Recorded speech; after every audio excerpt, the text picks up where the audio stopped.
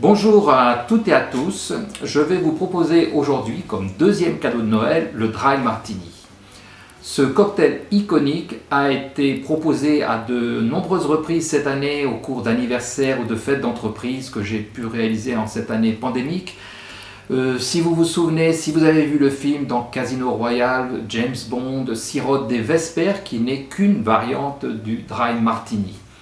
Et dans beaucoup d'autres séries, dans beaucoup d'autres films, à partir de l'œuvre de Ian Fleming, on retrouve ce cocktail emblématique. On a même recensé le nombre de cocktails qui ont été réalisés dans les ouvrages de Ian Fleming. Donc il a fait 16 fois le Dry Martini à base de gin et 19 fois à base de vodka. Donc c'est dire l'importance de ce cocktail dans l'œuvre de Ian Fleming et il reste un des cocktails emblématiques de notre époque. Cette histoire remonte donc à la fin du 19e siècle, en 1888 pour être plus précis, et il est mentionné pour la première fois dans l'ouvrage d'Harry Johnson, qui était un bartender américain, et il a été repris en France donc par un bartender du Grand Hôtel à Paris, qui lui donne sa version avec le dosage que nous allons proposer aujourd'hui.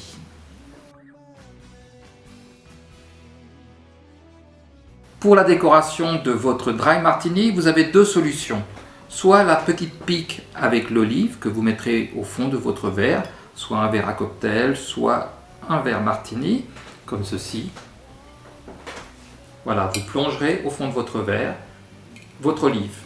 La deuxième solution, parce que les barmen sont assez superstitieux, c'est de ne pas mettre une, mais 3 olives.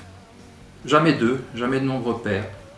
Voilà, on fait une petite déco comme ça, et même chose, on plongera notre petite déco dans notre coupe ou notre verre Martini de cette façon. La deuxième décoration possible pour un Dry Martini, c'est le zeste de citron. Vous découpez un zeste de citron d'environ 5 cm de long sur 1 cm de large, vous allez l'exprimer au-dessus de votre verre, et ensuite vous le plongez négligemment dans votre verre pour déguster votre cocktail.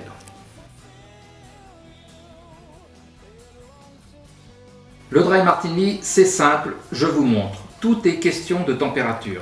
Tout d'abord, vous devez mettre votre coupe ou votre verre à cocktail au congélateur pendant 2 heures afin de bien le rafraîchir, ou alternativement, vous remplissez votre verre de glaçons pendant que vous préparez votre cocktail. Donc vous avez le choix pour ce type de cocktail, soit de la coupe, puisqu'il s'agit d'un short drink, soit d'utiliser le classique verre à cocktail. Donc c'est extrêmement simple, il suffit de beaucoup de glace. Donc vous travaillez au verre à mélange, vous remplissez votre verre à mélange de glaçons, ensuite vous ajoutez 5,5 centilitres de gin, selon la recette de 1904. Vous avez aussi la possibilité de réaliser un extra dry en mettant 7 centilitres de gin. Vous pouvez aussi utiliser un dirty martini à l'aide de la saumure venant de vos olives. Vous pouvez enfin réaliser, donc à l'aide de la vodka, le vodkatini ou le vodka martini. Ensuite, vous utilisez un vermouth dry blanc qualitatif, Noilly Prat par exemple, 1,5 centilitres.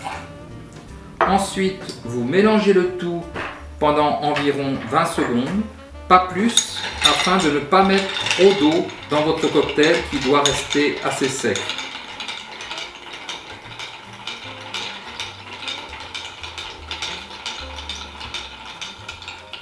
Voilà, les 20 secondes sont passées. Je vais maintenant verser dans mon verre. Donc je jette les glaçons qui m'ont servi à refroidir le verre. Ensuite, à l'aide de la passoire, je verse mon cocktail dans le verre choisi, ici la coupe.